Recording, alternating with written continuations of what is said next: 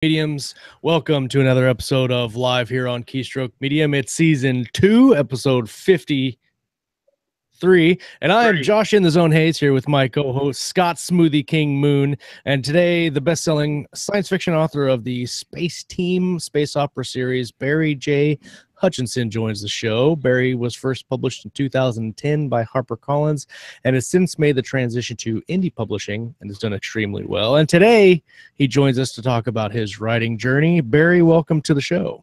Thanks for having me. Well, thanks for coming on. And I have to say, this is the first show that we have done on a Monday where the author of the book didn't have any idea about a specific topic of the book. And that was pretty cool. I like that a lot. You write something and you leave the readers hanging, but you wrote something and left the author hanging. So that's interesting. Yeah, that was the 6th book in the Space Team. It's a good strategy. I think I like it. So I'll do that. I'm just going to write a book and have no idea what the ending is. And what happened with the 6th book in the Space Team series? I came up with the title first, and I liked the title, and then I didn't actually plan the story out in any great length or to any great extent, and then I wrote the story. It had no bearing whatsoever on the title of that I came up with, which was already up for pre-order on Amazon by that point. So I just kept it, and I have had a number of inquiries. The book is called Return of the Dead Guy, and I've had a number of emails from people saying, "Who's the dead guy?" To which the title refers. Well, you have to read book 12 for that. That comes later in the series after 50 I just tell them, I say, go and read it again and see if you can figure it out. and read it on Amazon Unlimited. Read it on that. Make sure you keep one eye closed and hold your hand on top of your head, and you read the book, and you will know all the secrets. That's a good idea, actually. I wonder how stupid I can get people to behave. You have to take a selfie of yourself standing atop a high building reading it. And then, I love titles and stuff. I like sometimes, I'm a little bit of a pantser, Josh knows too, and I'll come up with a great title, and I'll just start writing for no reason. Yeah. And sometimes that works pretty good, and other times it's he gets like 60,000 words in and goes, I don't know what I was trying to write. Start over. What's that? A squirrel? I think I'll go chase it. Well, welcome everybody that's hanging out with us live.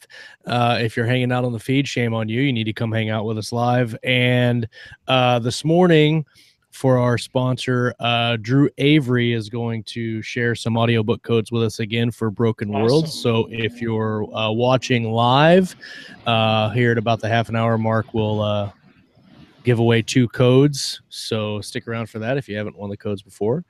And so, Barry, if you would please tell our audience a little bit about yourself and how you got started in writing. Well, as you can probably tell by the accent, I'm Scottish. I live in the Highlands of Scotland, halfway up a mountain in the middle of nowhere, basically. I've wanted to write since I was 9. I was 9 years old when I decided that author was the job that I wanted to do. It took a while.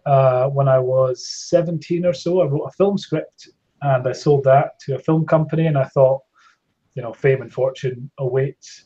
The company immediately went bankrupt. The film never happened. So I tried again.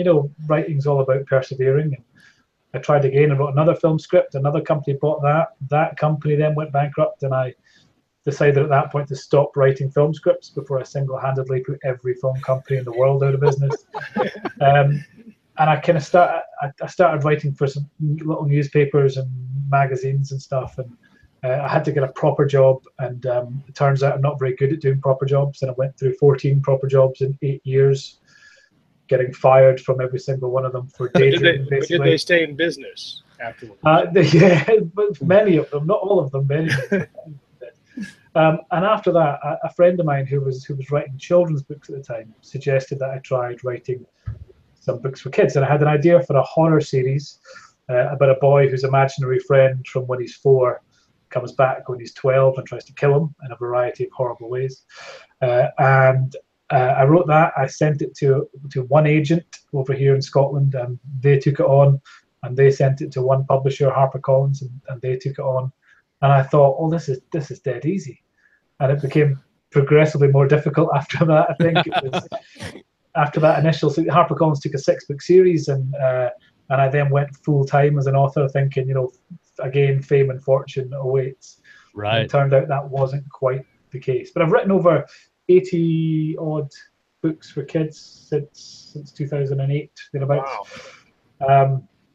But I've been really interested in the indie stuff for a few years now. I've kind of seen the rise of Kindle. A lot of the authors I was reading were in Kindle, and I decided I wanted to give it a try. And I wanted to try writing some books for grown-ups, because it's all kids' books that I've been writing for kids and teenagers.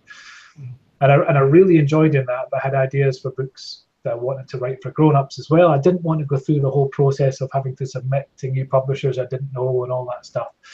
So I thought I'm going to indie publish these, and I started with a horror serial called The Bug, which started to come out in April last year, and I assumed that it was going to do fantastically well, and it did absolutely nothing. I think maybe it sold about 50 copies in the entirety of that kind of year and a bit.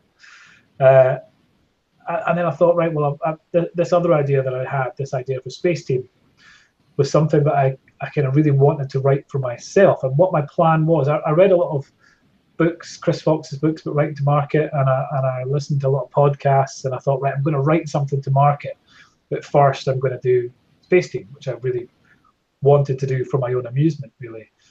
And that started to come out in September, and almost immediately kind of took off. And I'm now, book 6 is now out. I'm now working on the first spin-off novel from it, and then book 7's coming in November.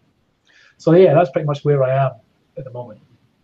Awesome. So was there a specific book or author that you kind of came into when you started looking at indie that it kind of was like, oh, this is a viable thing that you can do for your books? No, it wasn't anyone in particular. I was just seeing, kind of looking around Amazon, seeing who was in the, who was doing well on the charts and what was getting. Oh. All the, just particularly on Kindle, what I was doing most digits. So especially on Kindle, I was looking at Kindle. You're just having a $14.99, and I thought, well, this is madness, We got a little bit of lockup. Just a little bit of lag on your end, Barry. So just FYI. Okay, how am I doing now? Am I okay? No, you're doing great. It's the mountain thing. It's going to come a long way, this signal, to reach you. It's got to go up into space and hit a satellite. Yeah, something like that. Yeah, I don't know where it's going. But yeah, it was more a general awareness of what was going on in the market rather than any one particular author.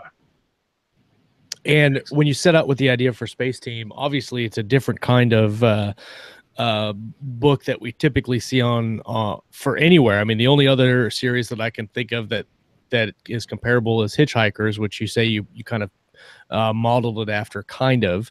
What made you want to go for the kind of humorous space opera instead of just like a regular, or not a regular, I say regular, instead of a non-comical series? Yeah, I think everything I write is comedy in some sense. I mean, the first review of my horror series in one of the newspapers here said Invisible Fiends is the funniest horror book I've ever read.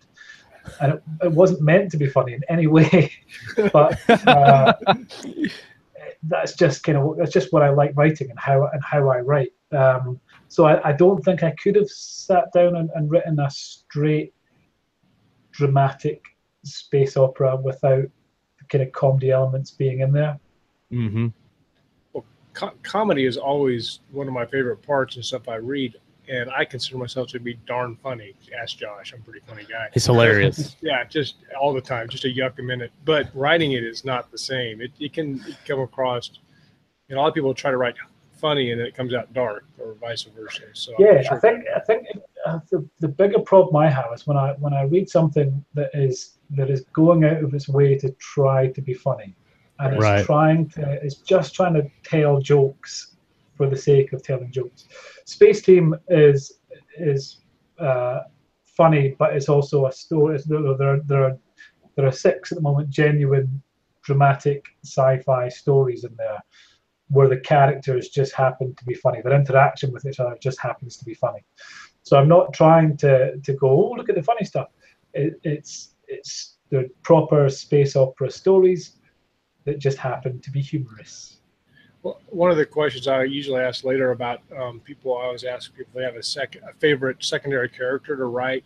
And the reason I ask that is because, and we'll get to yours whenever you feel like it, but a lot of times when I'm reading as a reader, I'll come across a secondary character that is just my favorite, and usually they're the funny one. Yeah. Because they just, I don't know, it's hard to take yourself too seriously, I guess. Yeah, I found that with my kids' books, probably more than with Space Team, because the main character's job is to propel the plot forward. Mm-hmm. So it's much easier for a sidekick to be the kind of light relief than to be doing the comedy stuff. Well, the main character does all the problem solving and that sort of thing. So, right. So I find that's the case certainly with my kids' book. Space Team is a bit different. The main character is very much, he's kind of trying to be funny, the main character, and it usually backfires. I like that, and it usually backfires. Usually, but not always. Sometimes it goes. Sometimes he lands it. Yeah, absolutely. Sometimes he nails it, but more often than not, it all goes terribly wrong. I got a couple of quick things. Josh, do you have something before I wind up hogging this show all the time? And nope, go for it, dude. Okay. So one, I was listening to Robert McKee's book about story, and he's of course a screenwriter, but he talks about comedy, and he says one of the rules about comedy is no one gets hurt. And I was thinking about that. A lot of times with slapstick, it can be really violent and people get slammed through windows, but it's kind of an understood trope that like, and I'm talking about just comedy, not comedy and other stuff, I guess. And so that made me think. And then the question actually is, do you have any comedy training, or did you read any books on how to write comedy, or is it just kind of your natural thing? Or how would I write comedy if I wanted to do it? I've never had any training as such. It's just something it's just what I've always written. It's what I've always loved to read. I've always loved to read funny stuff. I've always loved to watch comedy, and it's just what I've always enjoyed. I would completely take your point about, or Robert McKee's point about no one getting seriously hurt. And I think in Space Team, the main character got hurt constantly, but without any lasting effects ever happening. To the extent that in book 3, I think actually, he basically develops this invulnerability almost, so that he can be, knocked through walls and shot in the face or whatever, and he's fine. He deals with it. So that kind of took that whole no one getting hurt thing to the next level. But on the other hand, prior to that, there were scenes where the main character, going back to the thing of splitting it between comedy and an actual story, there are scenes in the third book where the main character is tortured and fairly horribly tortured, but it's still hopefully able to find the comedy in that scene as well. That kind of, it just gives it a bit of a twist from your average torture scene. More funny than your average torture scene. That'll be a good review. That'd be a great tagline for a book. Also, never had a great time being tortured? Check this book out. It's a laugh riot. But so tell us a little bit about Space Team and the idea and where it came from and what's going on with the book. Okay, Space Team is basically about a small-time crook called Cal Carver. He's in jail in the first book for identity theft. He gets jailed in chapter 1. He gets put into a cell with a cannibalistic serial killer by mistake.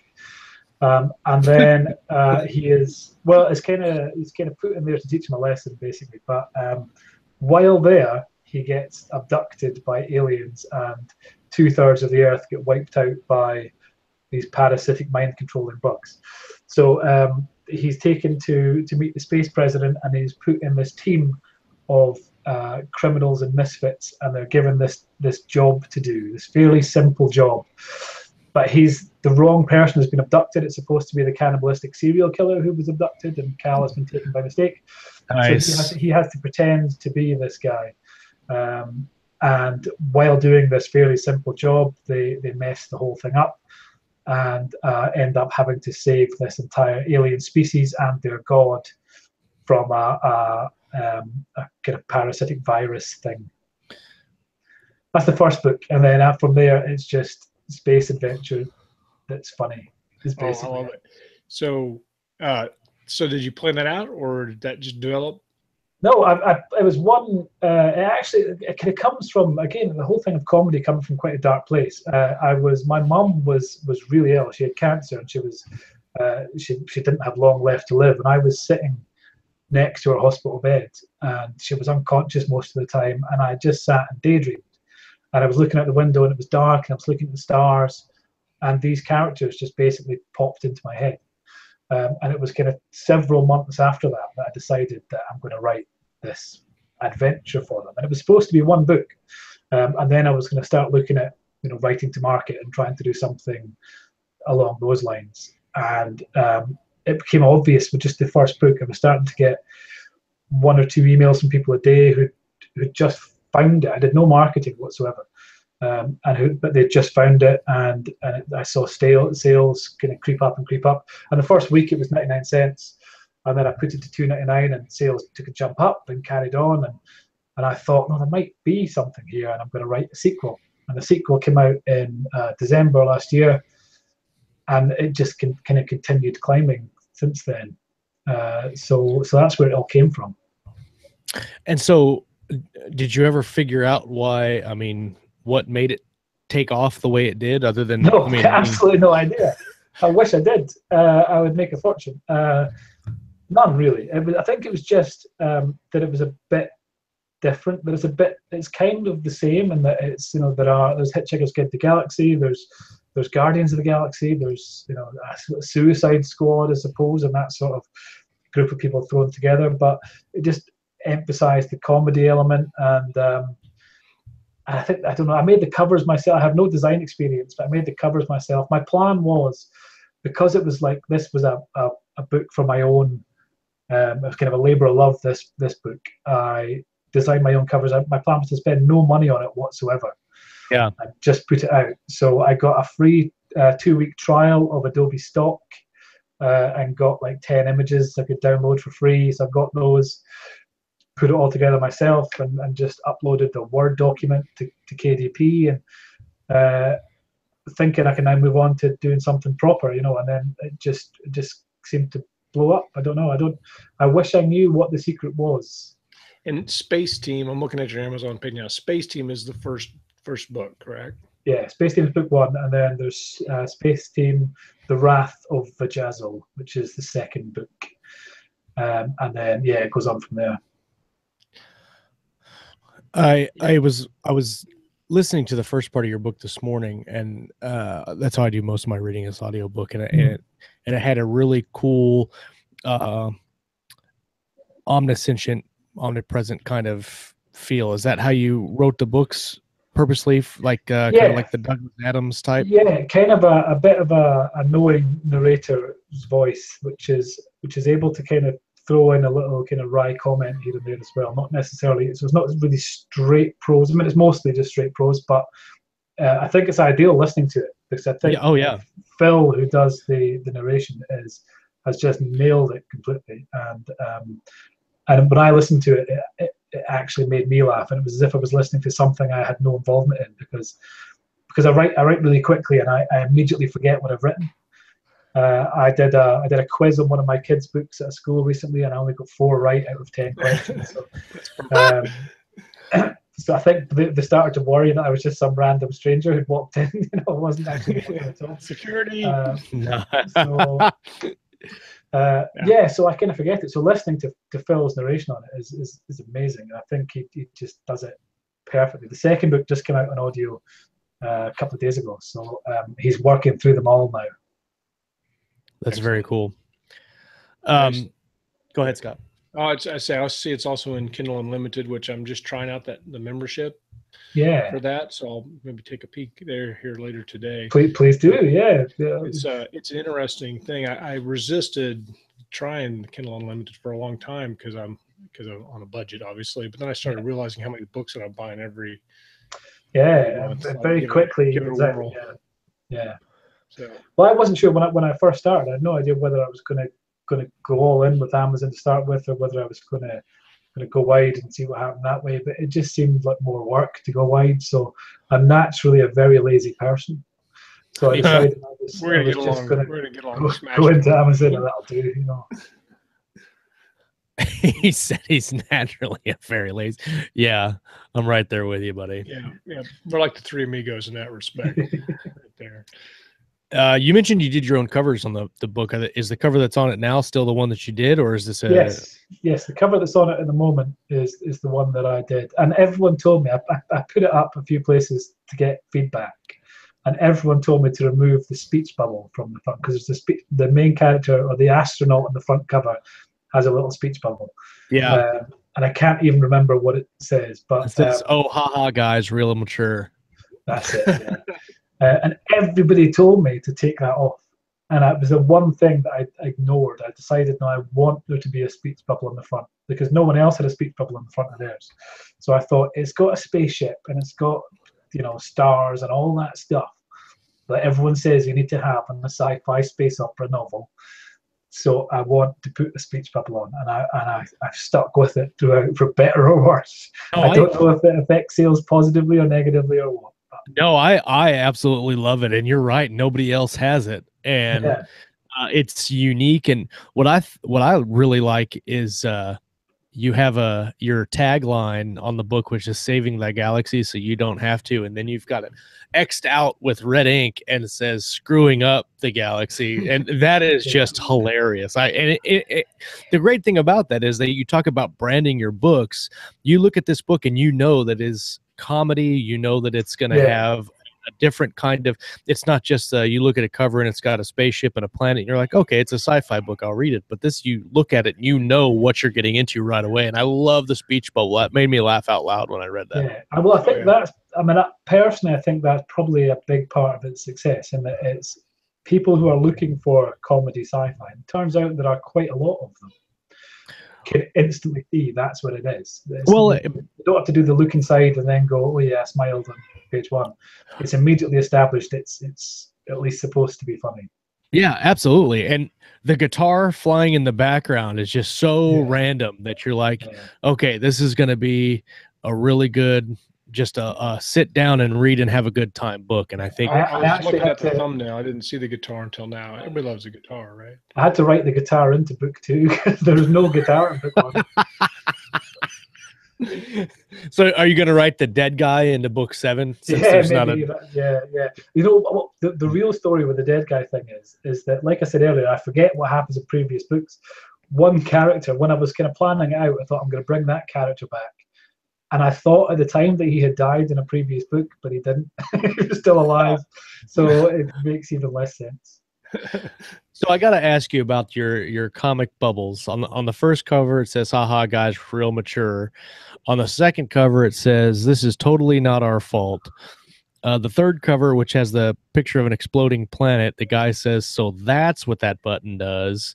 Yeah. The first book is a callback to this. The first book says, seriously, guys, again. And I can't read the fifth one. Hold on. It says, oh, nope, give me the big thumbnail, Amazon. Amazon's screwing me.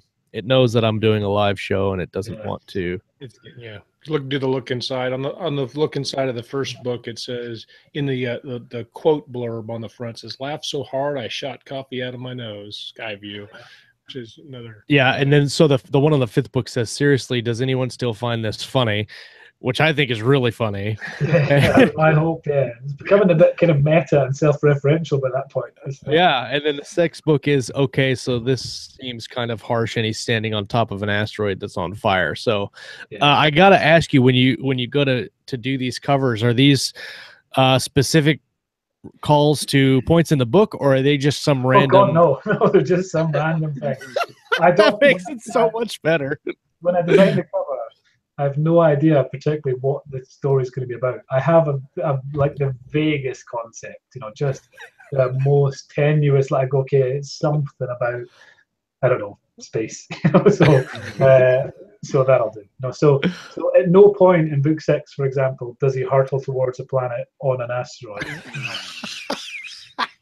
I love that, because you take the idea of the don't make one of your scenes in your book the cover, and you completely went the opposite direction. Actually create a scene specifically for the cover and then never reference it again.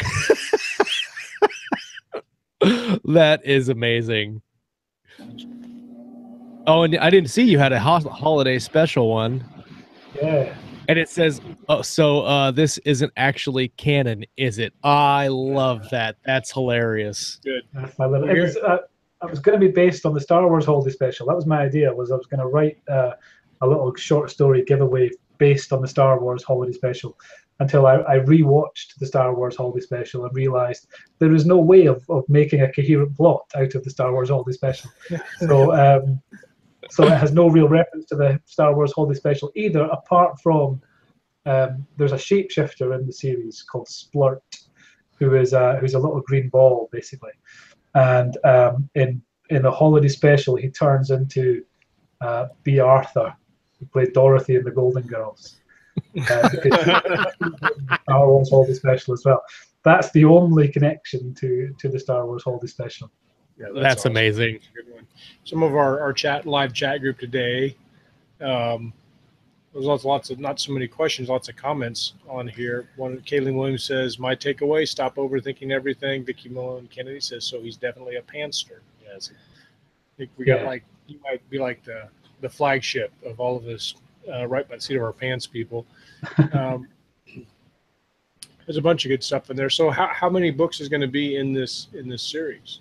And what are you going to do? Well, I've got book 7's planned out. I have a cover for book 7. There you go. That's all you need. It's called The Planet of the Japes, and it's about that's it. That's all I know. The Jeeps, you said? Japes, Japes, which is a kind of a British word for practical jokes, really, and kind of jokes and having fun. And I know they go to a theme park world, and there's going to be an evil space clown, and that at the moment is the entire plot of book 7. I love that. I love that. That's so cool. They have a space podcast in that book. You can write us in and then redshirt us or something. Yeah, that's a great idea.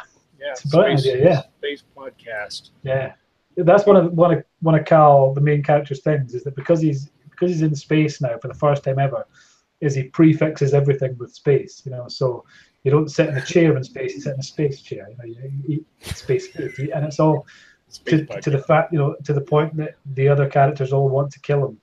It's just a chair. So yeah, but I emailed my mailing list. I thought I would when I was almost finished book 6.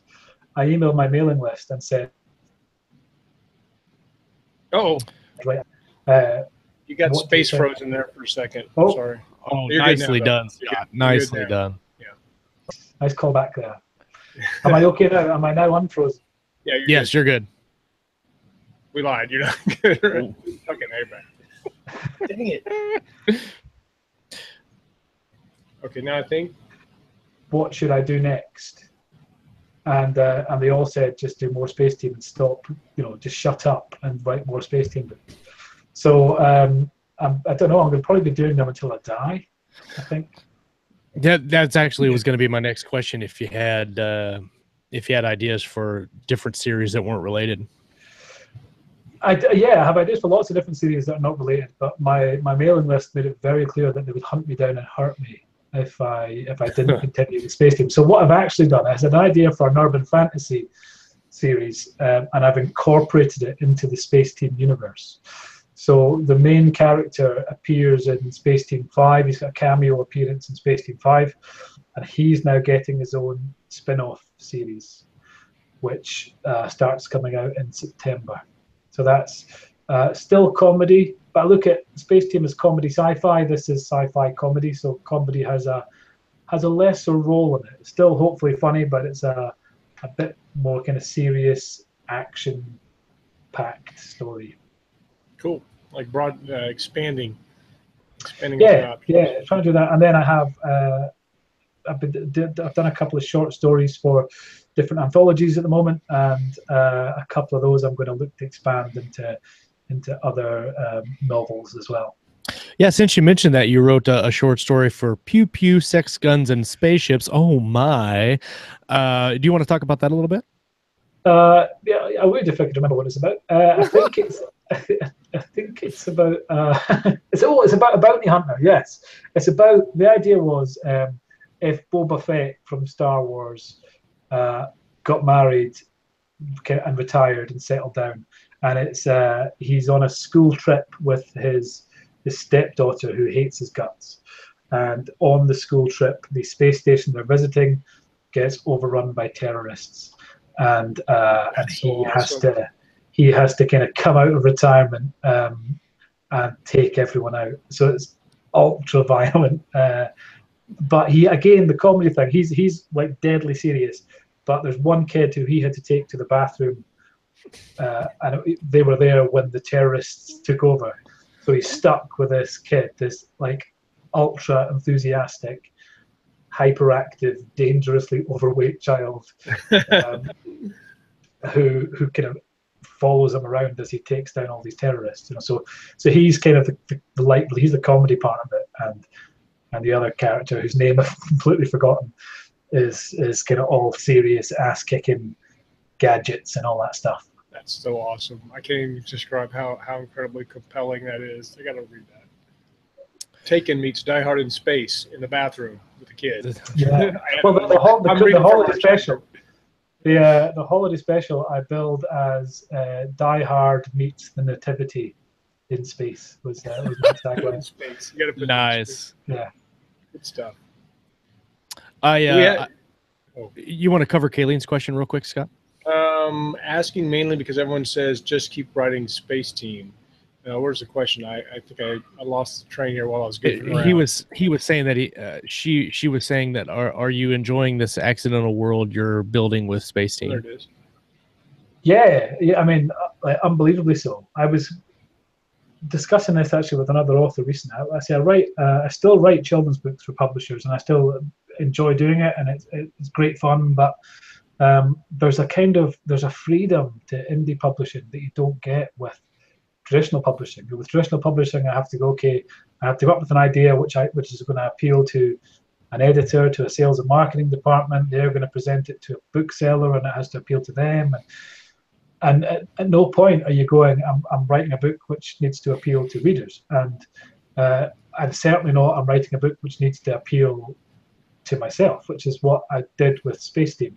So I was delighted when it started kind of doing well, because it means I get to continue playing with these characters, and I've kind of fallen in love with all these characters, and it's when I start a new book, it's almost like kind of when you haven't seen really close friends in a while and you meet up with them again. It's that sort of feeling of the first chapter is just them all mucking about and doing something which has not really got any real bearing on the plot, but it's just me getting to kind of play with these guys again, if you know what I mean.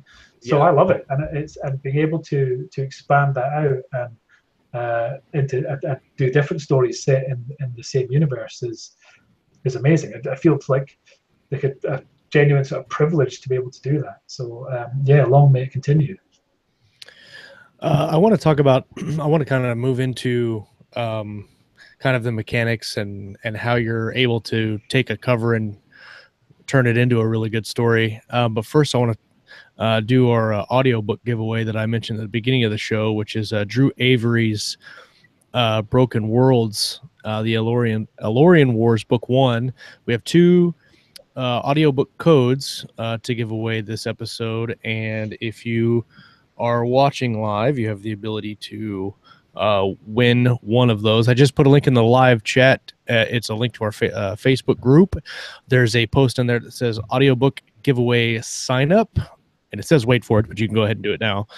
Go ahead and just make one comment on that list or on that post if you're interested in a free copy of his audiobook. And here in a few minutes, we will roll the number generator to see who is the epic winner.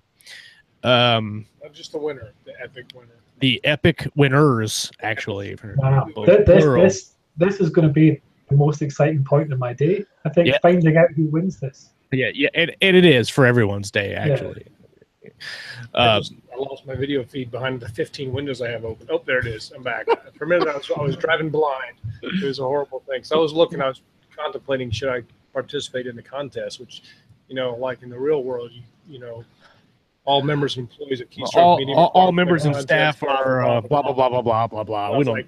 But I decided ridiculous. I'll let somebody else pay for that. I think I already bought it anyway. Well, so I'm curious, and when we talk about kind of that you are a pantser by definition of the word, and you create a cover and then just roll with it.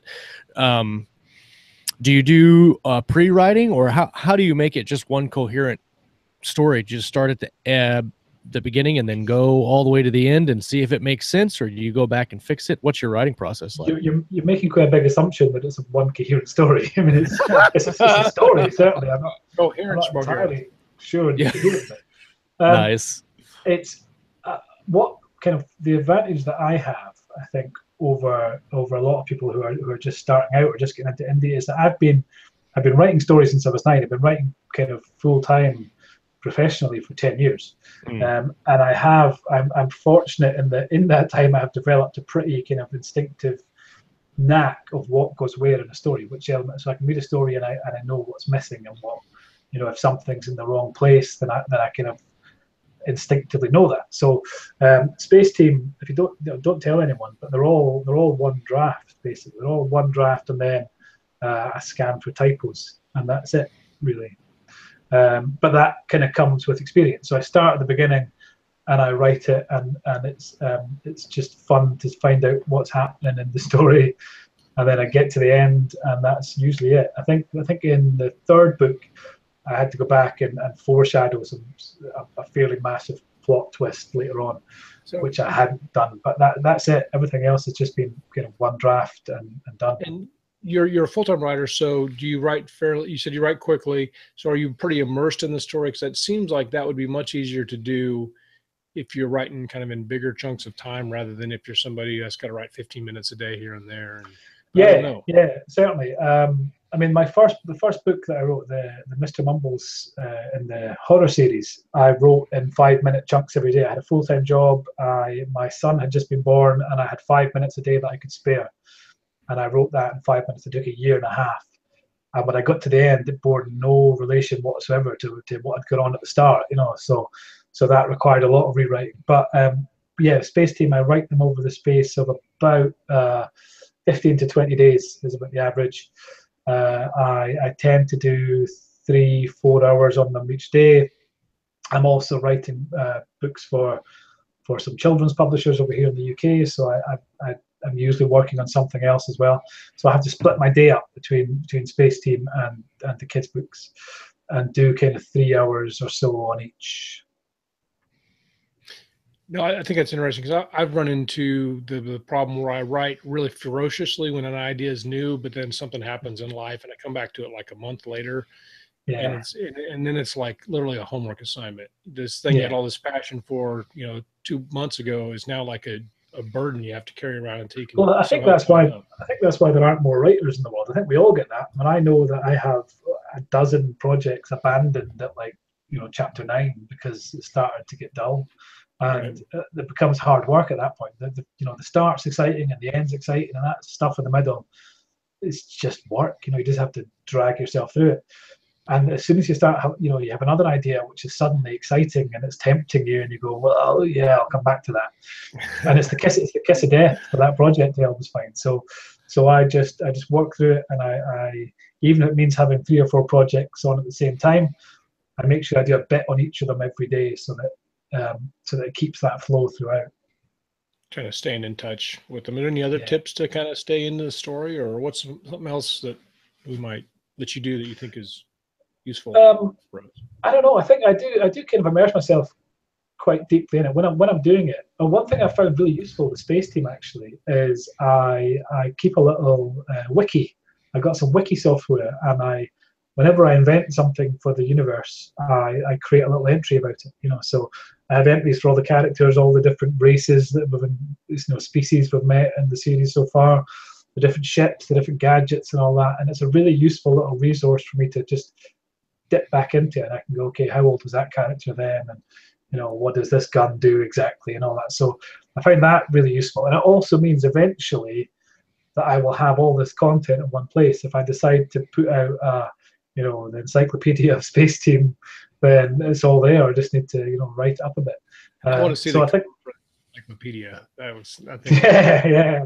I'll do that now, and then I'll figure out the rest later on.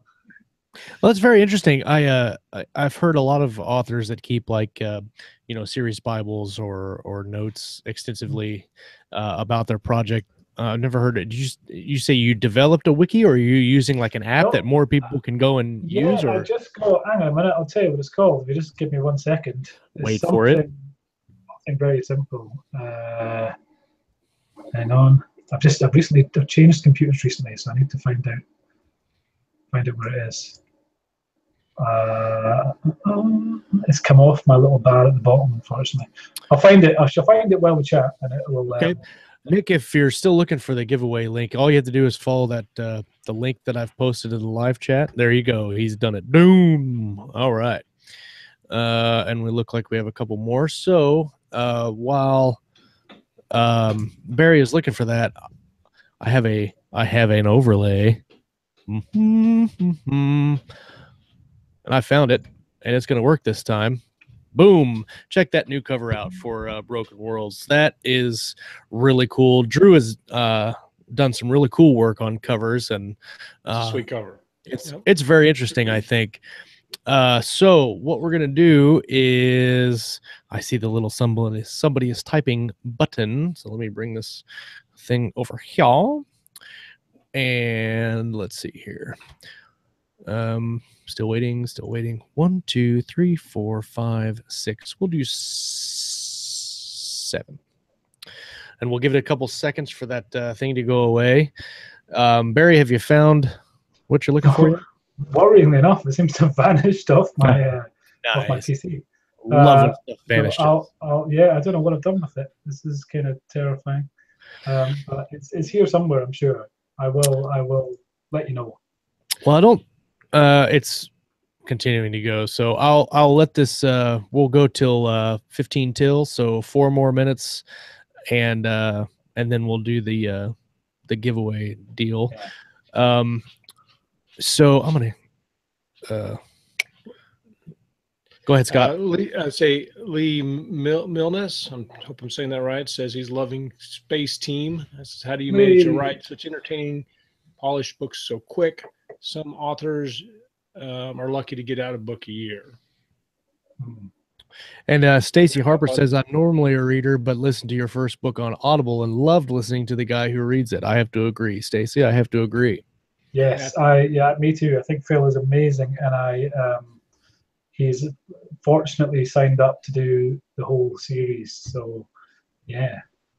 So, are you doing that through ACX, or you just? Yeah, doing it through ACX. Yeah, because again, part of my whole ethos of not spending any money on this is I thought I'll do profit share because it was another revenue stream that I would not be tapping otherwise. So I thought I'll do profit share on it, and I heard a lot of people say, don't do profit share because you'll ultimately make more money in the long run if you just pay up front.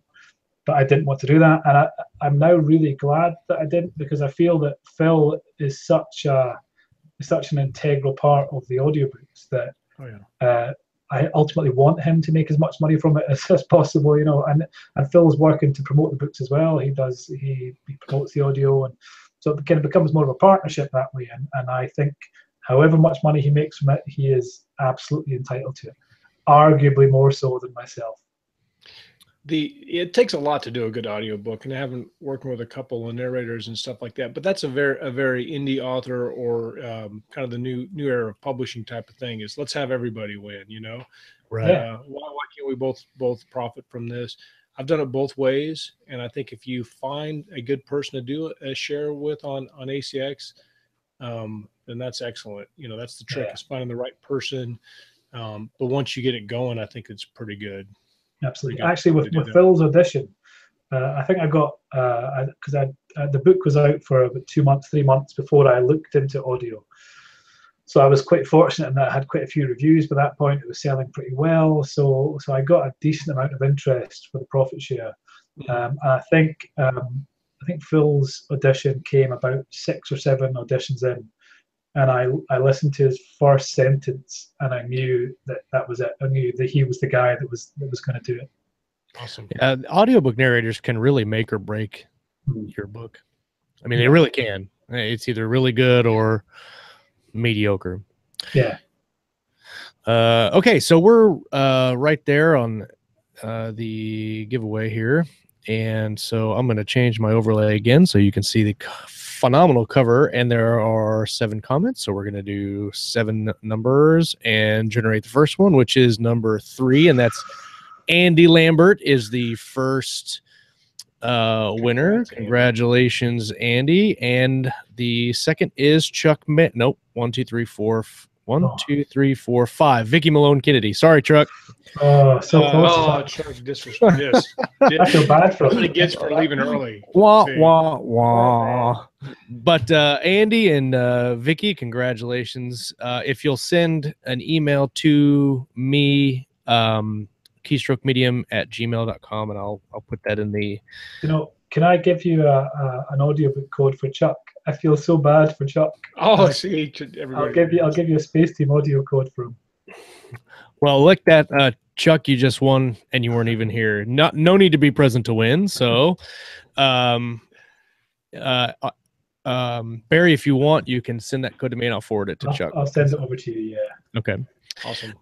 So I've left our email in the chat there. Send me an email at keystrokemedium.com, and I will email you the audiobook code that you won. Congratulations. I'm not seeing their email in the chat. Am I locked up? No, it's not in the chat. It's in the Facebook. Oh, in the Facebook. Gotcha. Yep. There we go. Yeah. Chucks. So let me change my... It's not a manly overlay this time, although I do have a new manly overlay for the next show he sponsors. And that's one of our ongoing themes, that we have a manly overlay. Yes. Chuck manly overlay, to be specific. Yeah, so that's a rehash of new listeners. If you just now joining the show and you are an author and you're looking for some advertising space, we do show sponsors here at Keystroke Medium. And if you'd like to sponsor a show for an extremely reasonable price, you can give us a holler, and we will throw you into a show spot. It's very medium@gmail.com. That's right. Good. Thank you, Scott. I appreciate it. Throw it in there. I'm here to help. So Barry, do you I have to ask this question because I ask it to everybody. Do you use Word or Scrivener, or how do you go through creating? There's no wrong answer, although there is a wrong answer. It may feel like it's a wrong answer. Yeah.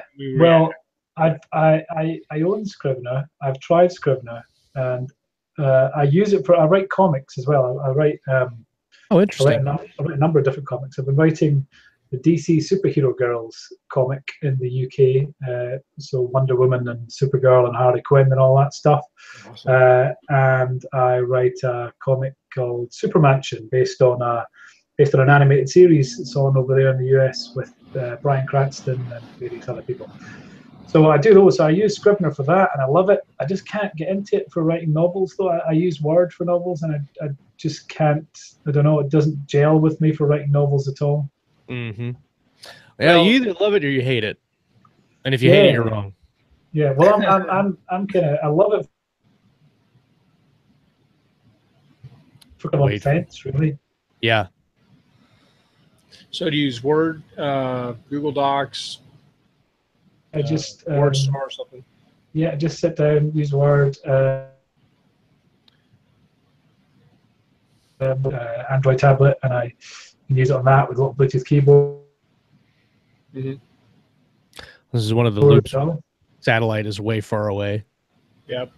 The satellite passed behind the space moon again. Right. Did I go? Just a little bit. I can't remember if you found. Were you still looking for the wiki thing, or did you find it, or do you remember what it's called? I don't know what it is. No, it's kind of terrifying me because everything that I have, every scrap of knowledge about Space Team is on this wiki thing, and I can't find it. Well, I'm sure it's still there. I've had the same thing. Josh has seen me freak out many times when I can't find something. So I'm sure it will be here somewhere. I just it's kind of starting to concern me exactly where. That's horrible. I'll tell you in an email, and you can put it in the Facebook group. Okay. Because now everybody's dying to know. We'll have to have a follow-up episode. Did he find his way? I know, yeah. I know it's the drama. You see, that's it. That's the trick. Just keep hanging on. Leave them in a cliffhanger. Our first ever cliffhanger podcast. Wait until next time. And we'll end it going, wait for it. No, I can't see it. It doesn't seem to be there anywhere. Okay, I should try and That's calm it. down. No more space team for anybody. Thank you to Keystroke done. Medium for that. Knock it in the head. It's done. Yeah. And so that brings me to another point also that you don't plot, but you have this Bible set up or this wiki set up. I just lost the question. I absolutely just lost it as I was talking. Was it about whether I have a longer series arc in mind and an ending point for the series? Yes, that was one of my questions for the show. Was so it? if you want to ask that, if you want to answer your own question, and then I'll go ahead and find something to ask you later. Okay. The first book was going to be a standalone. I then decided that it was going to be a trilogy once the first one did well. So there was a natural ending point after book 3. But I was having too much fun at that point, so I did another trilogy basically. But that trilogy joined to the first trilogy and now makes an overall 6-book arc. And book 7 will start a new trilogy or probably 6-book arc. So yes, there is an overall series arc, but it just happens by accident, really. Okay, so I do remember my question now. And should I interrupt you or let you go ahead and ask it? Oh, Scott. No. So my question is, because you don't do any planning, do you go through do you have a 3-act structure, a 5-act structure some people use, or do you have any kind of structure in your head while you're writing and say, I've got to hit these points in these certain amount of times to make the book fit with the consensus of structure, or do you just, like you said earlier, just write to the end? Yeah, I think I never consciously sit down and plan out the structure, but I think just as a benefit of having written so many books that I just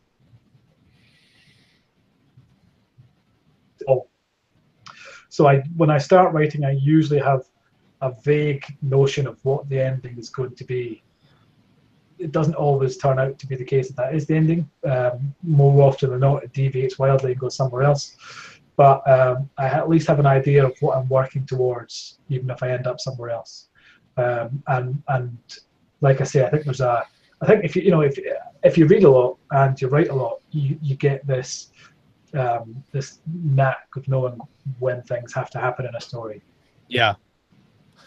And so you write full time. So what's your normal day like when you do the comics and this too? Do you split your time or? Yeah, I wake up I get up at 6 a.m., which is deeply unpleasant. I started doing that last April, thinking it'll take a week or so and I'll be used to it. And I still wake up crying when the alarm goes off, and I kind of just shamble towards the door weeping. And cursing usually. Angry and upset is basically how I wake up every day. And then I kind of come through to my office and I start writing, and I write through. I do sprints normally. I try and do 4 sprints by kind of 8:30 or so, and then go and take my daughter to school and sit down and have relax for half an hour or so, catch up with my wife, and then back in the office, and I'm here until kind of any time of day. Sometimes 9-10 o'clock at night. Sometimes I emerge for food at various points, but most of my time is spent kind of sitting here. The only real exception to that is I take the dog for a walk every day, because I think it's especially being where I am in the middle of nowhere, it's an amazing way to kind of free up the brain and come up with new ideas. Most of all the good bits basically of Space Team have occurred to me when I've been out walking miles from anywhere. So I always recommend doing that to people if they're struggling with writer's block. Did you have a certain word count that you try to hit each day? Not always. Most of the time I have a minimum of kind of 3,500 words that I want to hit every day. Often I will go well over that. Occasionally I will go below it, but that's usually if I'm editing something and not writing new words. But yeah, 3,500 is kind of my minimum. I've usually hit that by 8:30 in the morning with those 4 sprints, or at least close to it. So I like getting it done early in the day because it can you go like, oh, I'm on a roll now, and that continues through the day. If I don't get anything done in the morning, I struggle throughout the rest of the day. So how long are your sprints? You say you do 4 between 6 and 8:30? 30-minute sprints with kind of 5-minute break in between, 5-10 minutes to just check Facebook and all that stuff. Yeah, the important stuff. Yeah, exactly. Yeah. 30 minutes. I use brain.fm, which is I got a subscription to it for ridiculously cheap online somewhere, and it's you stick on the headphones and it plays some weird mind music, which is supposed to. Somebody else recommended that too. Do you remember who that was, Josh? Brain.fm. That was one of our shows, I thought. Because I thought it was going to be one of these things that you can do a free trial and all that, and I thought it's a waste of time. And the first time I used it, I wrote 1,200 words in 30 minutes, and I thought, maybe there's something to this after all. And I've stuck with it, and I genuinely think it helps just kind of focus you on what you're doing. For those of you interested in the live chat, I'm posting the link to that now. That's very neat. I pulled up the Brain.fm and it started playing music really loud, and I didn't know if it was bleeding over to the show, and I panicked, and I just start mashing the keyboard with your hand. No. Stacey Harper Watson asks a random question. Since you are Scottish, I just was wondering why your main character is American. That was, I think a big part of that was growing up over here. All the good stuff growing up was American. All the exciting stuff was American. I read American comics, watched American movies, and the stuff in the UK, certainly when I was growing up, was a bit kind of just dull, and it was a bit humdrum, and even the comedy is about the drudgery of life, and I thought Space Team was about adventure and excitement, and so that was part of it. And the other part was kind of the business side of my head kicking in, and I was aware that Amazon.com is like 95% of the Kindle market is in the US, and like 4% is UK, and the rest is dotted else around the world. So I thought, the biggest market is the US, and I think my sales are about 70% US, 27% UK, and then the rest is dotted around. So, but yeah, so partly it was just that American stuff always seemed more exciting to me, and the business side of it too. Have you seen any issues or things that you have to consciously be aware of when you write with your American main character? He wouldn't really have a Scottish type of things that like Scottish have. Yeah. I think it's more. I was aware of the spelling differences, so that was fine. But a lot of it was kind of the turns of phrase that people might use. And I did. What I did with that was I don't know if you've seen the film Highlander. Yeah. Christopher Lambert. There's a bit in that, because obviously Christopher Lambert, that played the main character, Conor McLeod, the Scottish guy, was French, and his Scottish accent was utterly abysmal, But there's a bit in that when one of the kind of set in the present day bit, and one of the cops says, "That's a funny accent. Where are you from?" And he says lots of different places in this weird French Scottish hybrid accent. Right. So I kind of use that. And Cal, it's established throughout the series that he has travelled extensively. So he has spent time in the UK. He's spent time in Europe, and he's travelled a lot. So I thought that gave me a certain amount of leeway to fit in phrases that might not necessarily be overly familiar to American readers. Oh yeah, that's very neat. Yeah, I like that. And I also have quite a few. I have a little ARC team, and they are, a lot of those are American, and they will point out to me that things that no American would ever say. What's an example? I can't remember actually. Yeah, I can't remember because I can't remember what happens in books 5. So I'm unlikely to remember phrases I have removed. Yeah, as soon as I ask the question, Mike, let's ask for a specific phrase in book 3. Yeah. Now that's lost in the wiki somewhere. Yeah, the missing wiki. There's a title of book 8. Space Team and the Missing Wiki. So yes, I like that. Space Team and the Missing Wiki. So you have book 7. You have the cover for that ready. Yes, And yes. do you My favorite cover so far, I should say, as well. Yeah. well, I'm very interested to see it because I love the other ones. What else do you have on the horizon for this year? I have this first spin-off book that comes out in September, and then I'm doing a box set of books 4, 5, and 6, which will come out in October.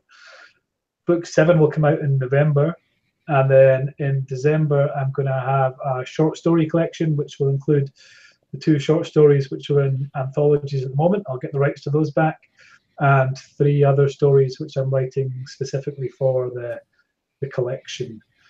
One of the characters I mentioned earlier is a character called Splurt, who never says anything and just changes shape. But he doesn't. He hasn't spoken throughout the whole series, but has rapidly become this kind of fan favorite character. And so he's getting his own little adventure in the short story collection. Oh, that's very nice. I always like to see when the cool, interesting secondary characters get their own kind of spotlight moment. That's very cool, I think. Yeah, it's going to be tricky when he doesn't say a word. He Right. doesn't really interact with any other characters other than to change shape a bit.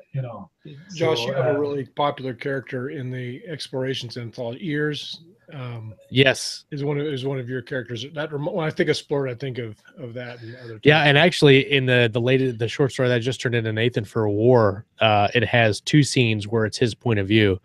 So that was very fun to do, and I haven't done that yet. But so we are coming to the hour, and that means we have to start wrapping up, unfortunately, for everyone involved, especially Barry. And again, thank you for coming on the show. It's been great to hang out with you. Everybody that joined us live and participated and won an audiobook, thank you very much. And even to those who didn't win audiobooks, thank you very much for the live show today too. So absolutely. That's awesome. Very good. If you're new to the show, don't forget to subscribe to the YouTube channel. You get notifications when we go live, which is every Monday at 11 and occasionally on Thursdays. Next week, we have Melissa Storm coming up on Monday, and we have some surprise guests coming up in the future that we'll let you know as soon as we get them scheduled for sure. Barry, do you have a website or a place where people can go and check more out about you and your books? Yeah, I mean, the best place is probably Facebook. If you're on Facebook, do facebook.com/Barry J Hutchison, or just search it on Facebook. I have a website, but I never bother updating it because, again, I'm naturally a very lazy person. Right. So, but Facebook, I found that there's a lot of people on Facebook, and hello to anyone from Facebook who's from the Facebook page who's watching.